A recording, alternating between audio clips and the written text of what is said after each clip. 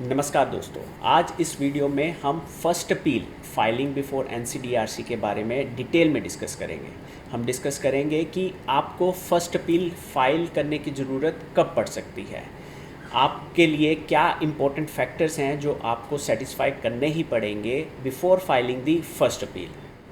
अब अगर आप उन कंडीशंस को सेटिस्फाई कर सकते हैं तो देन आप फर्स्ट अपील कब फाइल कर सकते हैं। अगर वो टाइमलाइन आपसे मिस हो जाती है तो आपके पास क्या रास्ता है कि आप फिर भी first appeal against the state consumer commission order file कर सकते हैं।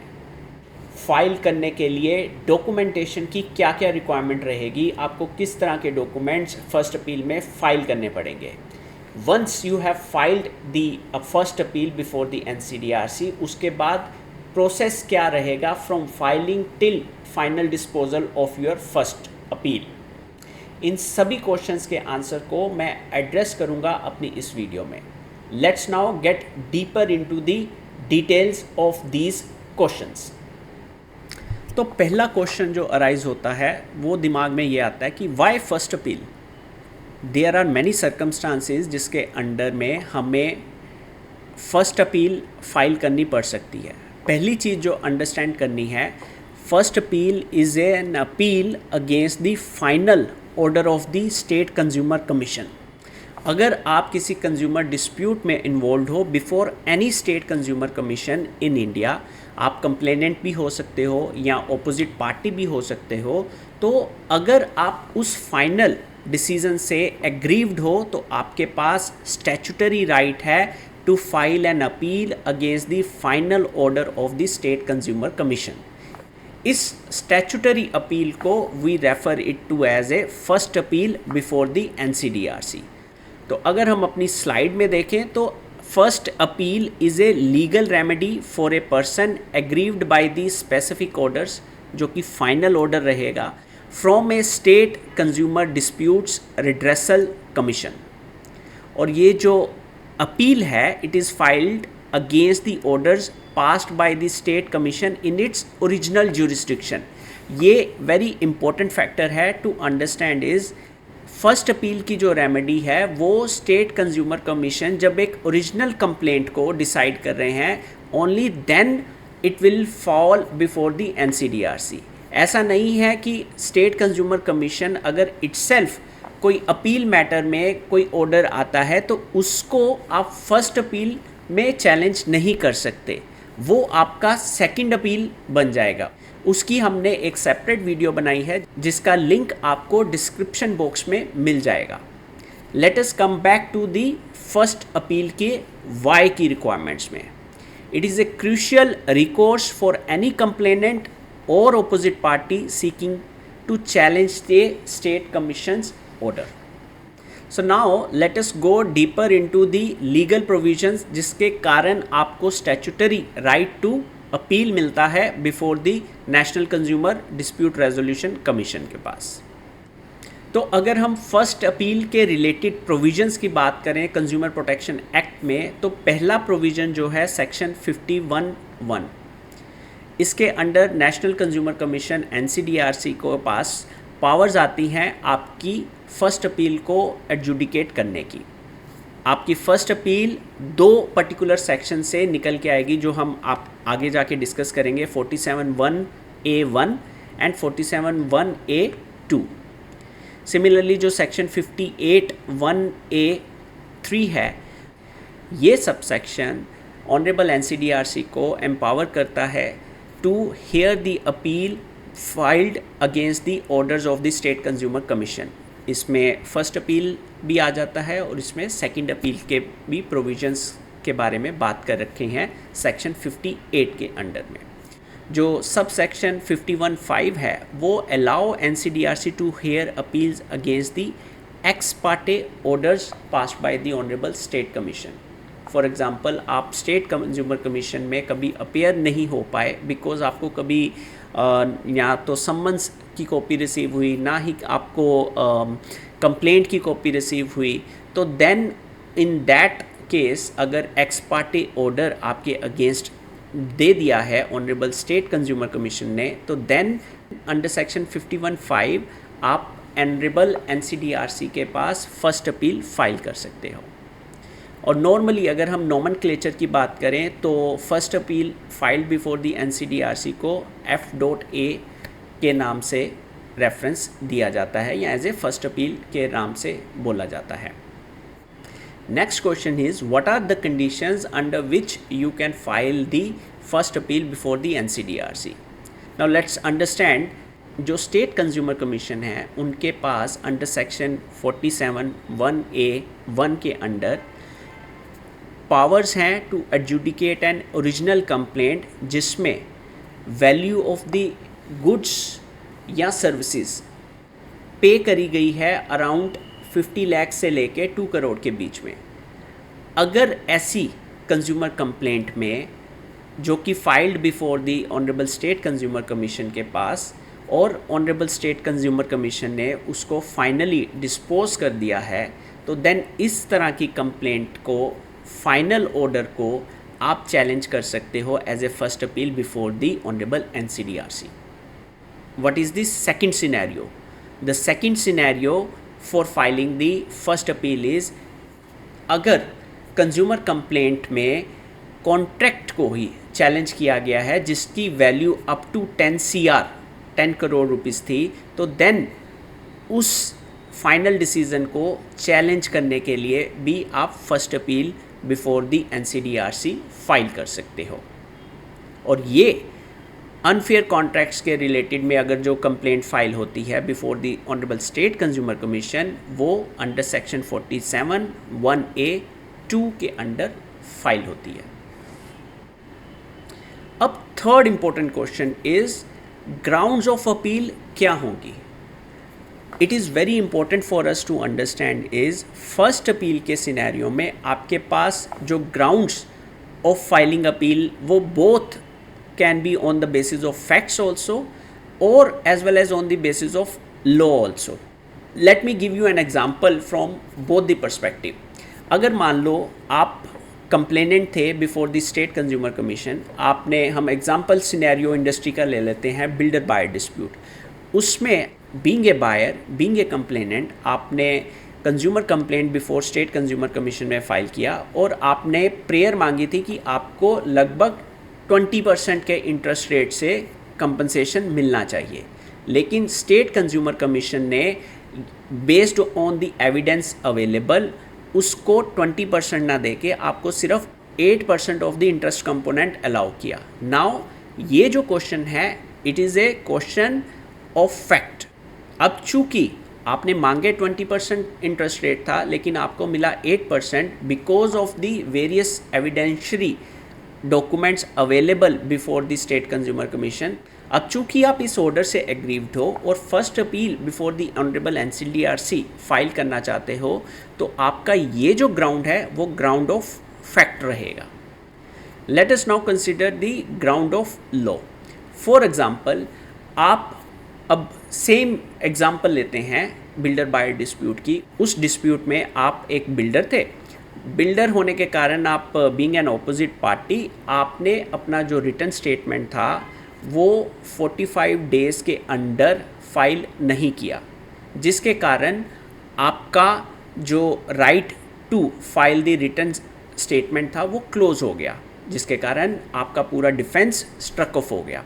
और जब स्टेट कंज्यूमर कमीशन ने आपके अगेंस्ट फाइनल ऑर्डर उस पर्टिकुलर कंप्लेंट में डिसाइड कर दिया, तो आप उस ऑर्डर से ऑब्वियसली एग्रीव्ड हो बिकॉज आपका डिफेंस स्ट्रक ऑफ हो गया है। तो आपने जब उसको चैलेंज करना है कि आपके पास ग्राउंड्स ऑफ लॉ क्या आ सकता है कि आप शायद कॉन्स्टिट्यूशन बेंच की जजमेंट को रेफ़र करोगे जिसमें ये बोला गया था कि उस जजमेंट के पास होने से पहले अगर आपने रिटर्न स्टेटमेंट फाइल करने में डिले किया है तो कंज्यूमर कोर्ट जो हैं उस डिले को कंसिडर करेंगे based on the facts and circumstances जो आपने मेंशन करे हैं उस application of condonation of delay file करने में। लेकिन अगर उस कॉन्स्टिट्यूशन बेंच की जजमेंट के आने के बाद आपने अपना रिटर्न स्टेटमेंट फाइल नहीं किया इवन आफ्टर 45 डेज़ के बाद में भी, तो आपके पास ये ग्राउंड ऑफ लॉ अवेलेबल नहीं रहेगी। Whenever you are raising any legal ground तो आपका वो ग्राउंड ऑफ लॉ बनेगा, and when you are raising an issue over a fact तो वो आपका ग्राउंड ऑफ फैक्ट्स बनेगा। फर्स्ट अपील में आपका स्टैट्यूटरी राइट्स है कि आप ग्राउंड्स ऑफ फैक्ट्स भी ले सकते हैं और द ग्राउंड्स ऑफ लॉ भी ले सकते हैं while seeking remedy before the Honorable NCDRC in the first appeal matter. And अब जब आप एग्रीव्ड हो और आपके पास ग्राउंड्स ऑफ अपील भी रेडिली अवेलेबल हैं, तो नेक्स्ट क्वेश्चन अराइजेज कि आपको कब तक ये first appeal before the honourable NCDRC file करनी है। Let's now understand the timeline associated with the filing of the first appeal. Okay, clearly जो deadline to file the first appeal is 30 days from the date of the order, जो कि आपको free certified copy भेजी जाती है from the state consumer commission. जिस दिन से आपको वो फ्री कॉपी मिल गई है वो 30 डेज़ का टाइमलाइन आपका शुरू हो गया है। अगर मान लो आपने 30 डेज़ के अंदर फर्स्ट अपील को फाइल नहीं किया तो आपको application seeking condonation of delay for filing the first appeal file करना पड़ेगा along with the filing of the first appeal. अगर आपने उस कंडोनेशन ऑफ डिले की एप्लीकेशन फाइल नहीं करी तो हो सकता है कि आपकी फर्स्ट अपील फाइल भी ना हो, लिस्ट ही ना हो before the honourable NCDRC bench.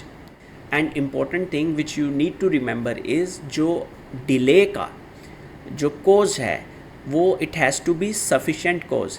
ऐसा नहीं कि आप बीमार पड़ गए और लेट्स से आप चूँकि किसी दूसरे काम में बिज़ी थे तो इसलिए आपने टाइमली फर्स्ट अपील फाइल नहीं करी। You have to tell that what were the reasons कि आप टाइमली 30 डेज़ के अंदर फर्स्ट अपील को फाइल नहीं कर पाए। Many times which we have observed is, देखो एक हफ़्ता 2 हफ्ता मे बी 1 month 2 month का delay it may not be a cause of concern for the honourable NCDRC, लेकिन हमने कई बार देखा है सम कंज्यूमर्स जो हैं, सम एग्रीव्ड पार्टी जो है 1-1 साल के बाद, 2-2 साल के बाद, 3-3 साल के बाद भी फर्स्ट अपील फाइल करने की कोशिश करते हैं। दैट इज़ वेयर जो ऑनरेबल NCDRC फोरम भी है वो इस तरह की डिलेस को रिजेक्ट करने की पावर्स ऑनरेबल NCDRC फोरम के पास है। और मैनी टाइम्स अगर आपने लूज़ रीजंस दिए हैं, सफिशेंट कॉज नहीं एक्सप्लेन किया, तो आपकी फर्स्ट अपील लिस्ट होने से पहले ही डिसमिस हो जाएगी। मेरिट्स पे कोई डिस्कशन होगा ही नहीं फर्स्ट अपील में, सिर्फ डिले के कारण ही आपकी फर्स्ट अपील डिसमिस होने के भी चांसेस होते हैं। सो now let us understand a very important requirement for filing the first appeal, which is statutory deposit. Let us see what it is. देखो, अगर हम कंज्यूमर प्रोटेक्शन एक्ट के बारे में बात करें, मैनी टाइम्स अगर आप कंप्लेनेंट हो और ऑपोजिट पार्टी हो, अगर कंप्लेनेंट के फेवर में ऑनरेबल स्टेट कंज्यूमर कमीशन ने ऑर्डर पास किया है तो मैनी टाइम्स ऐसा आ जाता है कि ऑपोजिट पार्टी को कुछ अमाउंट पे करने के लिए बोला जाता है। लेट्स से अगर ऑपोजिट पार्टी को बोला गया कि आपने कंप्लेनेंट को 10 लाख रुपए देने हैं, तो देन जब opposite party honourable NCDRC forum में फर्स्ट अपील फाइल करना जाएगी तो as per the mandate of the consumer protection act the opposite party जो कि अब एपिलेंट बनने वाली है बिफोर द NCDRC फोरम में, उसको 50% ऑफ द अमाउंट जो है ऑनरेबल NCDRC के पास सबमिट करवाना पड़ेगा।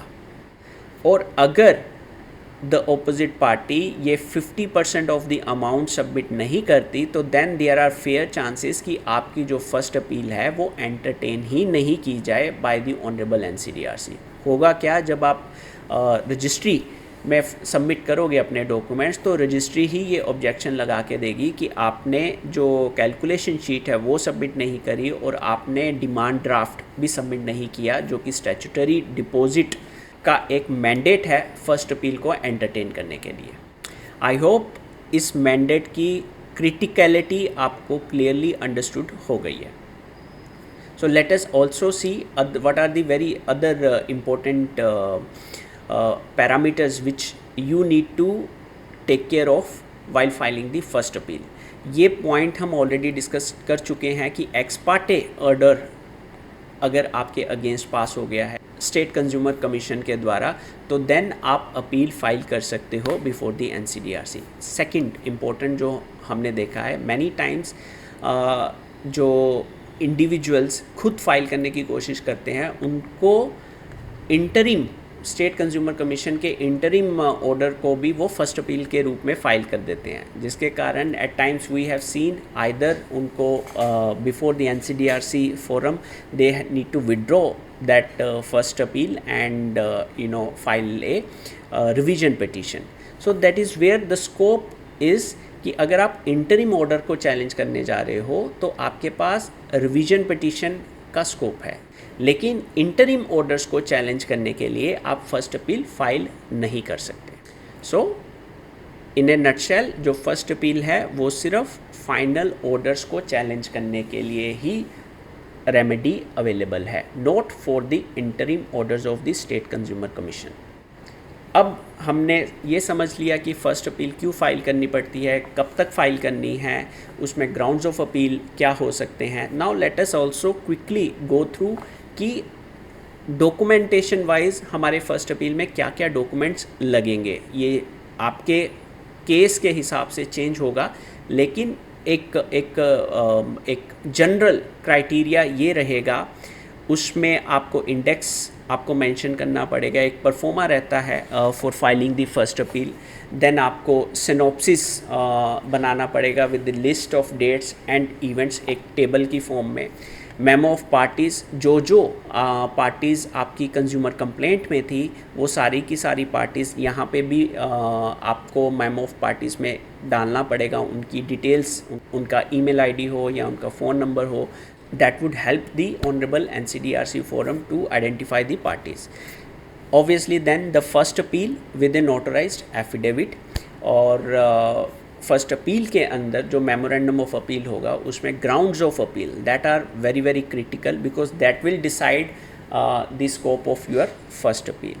उसके बाद जो certified copy of the state consumer commission का ऑर्डर जो आपको आया होगा, यहाँ अगर आपने खुद अप्लाई किया है, जब कब आपको रिसीव हुआ उसकी सर्टिफाइड कॉपी आपको लगानी रहेगी। Then you also need to file the true copies of the all the pleadings जो कि स्टेट कंज्यूमर कमीशन में फ़ाइल हुआ, कि जैसे कंप्लेंट फाइल हुआ, कंप्लेंट के बाद रिटन स्टेटमेंट जो फाइल हुआ, रिटन स्टेटमेंट के बाद अगर आपने रिजॉइंडर फाइल किया होगा, फिर आपने एविडेंस फाइल किए होंगे, आपने कोई एडिशनल डॉक्यूमेंट्स ऑन रिकॉर्ड अगर फाइल किए हैं, वो सारे के सारे डॉक्यूमेंट्स आपको स्टेट कंज्यूमर कमीशन में जो फाइल हुआ है वो आपको अपनी फ़र्स्ट अपील के डॉक्यूमेंट्स में फ़ाइल करना है। दो इम्पोर्टेंट रिक्वायरमेंट्स जो यहाँ पे रहेंगी, one is definitely calculation sheet, जो कि स्टैट्यूटरी डिपॉजिट का कितना परसेंट अमाउंट 50% है और 50% अमाउंट आप ये सबमिट कर रहे हो। Coming back to two important requirements, one is application for the condonation of delay. अगर आपका 30 डेज से लेस फाइल कर दिया है आपने first appeal, no need to worry, लेकिन आपने 30 डेज़ के बाद इवन अगर 1 डे का भी डिले है तो आपको application seeking condonation of delay file करनी पड़ेगी। दूसरा very important, many times you also go had and file stay application, कि जब तक मेरी अपील फाइनली डिसाइड नहीं होती तब तक एटलीस्ट जो स्टेट कंज्यूमर कमीशन का जो ऑर्डर है उसको स्टे कर दिया जाए, सो दैट जो ऑपोजिट पार्टी है, either it may be a complainant or the any respondent, वो execution proceedings before the state consumer commission मत फाइल करे जब तक मेरी अपील फाइनली डिसाइड नहीं होती। So these are the you can say more or less the documents which you need to file before the NCDRC forum while filing a first appeal. So now let us understand जब आपने इन documents के साथ अपनी first appeal को file कर दिया, उसके बाद फाइनल डिस्पोजल तक क्या क्या प्रोसेस, क्या क्या प्रोसीजर रहेगा before the honourable NCDRC, let's understand A bit in detail. Okay, first is definitely the presentation and scrutiny, जो कि हमने ऑलरेडी डिस्कस किया कि when you file all these documents, तो आपके ये डॉक्यूमेंट्स जो रजिस्ट्री है ऑनरेबल एनसीडीआरसी के पास, उसके पास जाएंगे, दैट स्क्रूटनी होगी उन डॉक्यूमेंट्स की, और जो बेसिक इश्यूज़ हैं, लेट्स से आपने स्टैट्यूटरी डिपॉजिट सबमिट नहीं करा या कैलकुलेशन शीट सबमिट नहीं करी, तो उसके बेसिस के ऊपर आपको डिफेक्ट्स का नोटिस आ जाएगा, and you have to ensure कि all the compliances are made within the 15 days. उसके बाद आपकी जो अपील है NCDRC बेंच, जो ऑनरेबल NCDRC के बेंच अवेलेबल होगा या रोस्टर के हिसाब से, आपकी जो फर्स्ट अपील है वहाँ पे लिस्ट होगी. The honourable NCDRC bench generally on the first date of hearing will see whether the jurisdiction is okay, whether the limitation period is complied, or the pre-deposit requirements is all there. So once all the mandatory requirements are there and you have complied with all the mandatory requirements, तो एक notice issue होगा. वो notice जो है सर्व करना पड़ता है opposite party को, और उसके बाद सर्विस ऑफ द नोटिस और प्लीडिंग्स की स्टेज आ जाएगी. ठीक है. हेयर द एपिलेंट, जो कि आप हो, must serve the notice and appeal copy to all the respondents by speed post और बाय हैंड. उसके बाद आपको एफिडेविट ऑफ सर्विस भी लगाना पड़ सकता है. एंड टिपिकली अगर हम फर्स्ट अपील के सिनेरियोस की बात करें, तो टिपिकली जैसे ही आपकी कॉपी रिस्पोंडेंट को अलोंग विद द नोटिस पहुंचेगी, तो रिस्पोंडेंट्स को 2 से 3 हफ्ते का टाइम दिया जाता है to file a reply. And if the respondent is not able to file the reply, he may seek extension for filing the extension period for filing the reply to the first appeal. And उसके बाद जैसे ही reply मिलता है, तो आपको उस reply के receive होने के लगभग 2-3 हफ्ते का टाइम दिया जाता है if you wish to file a rejoinder. And once that is done, pleadings complete हो जाती हैं. एंड ऑनरेबल NCDRC की प्रैक्टिस ये है कि before the final hearing, honourable NCDRC जो है पार्टीज़ को बोल देते हैं कि भाई आप अपने brief synopsis as well as whatever the judgments on which you wish to rely upon, you must compile those judgments and this synopsis and file it before the NCDRC forum, so that at the time of final hearing, the honorable NCDRC forum can easily go through the point wise on the various grounds and finally reserve the order for the disposal of the first appeal. तो अगर हम बात करें statutory time कितना लगेगा, अगर many times one of the very critical question जो हमसे पूछा जाता है कि कितना टाइम लगेगा मेरी फर्स्ट अपील को फाइनली डिसाइड होने में. देखो, statutory I can tell you that 90 days का टाइम है from the date of filing till the final disposal. लेकिन because of let's say various pending cases, this statutory timeline is hardly met. Typically 1 year to 2 years is roughly, as of now, the time period which the honorable NCDRC forum is taking for the final disposal of the first appeal. So have these timelines in the mind so that you are aware of your liabilities, you are aware of your opportunities when the final order will be passed in the first appeal. I hope this video would have helped you to understand the mandates of filing the first appeal, requirement of pre-deposit, the timelines associated with the filing of the first appeal, and very briefly the process which you have to go through before the honorable NCDRC if you are a party in a first appeal matter. And do not forget to like this video and share this video with your friends or with the other stakeholders who are going through the first appeal matters or any NCDRC matter.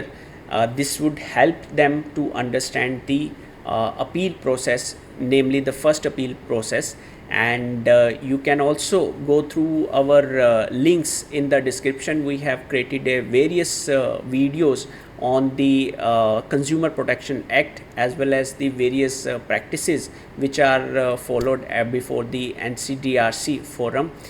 And thank you very much for going through this video. Stay tuned to this channel for recent updates and the judgments on the Consumer Protection Act and other consumer laws.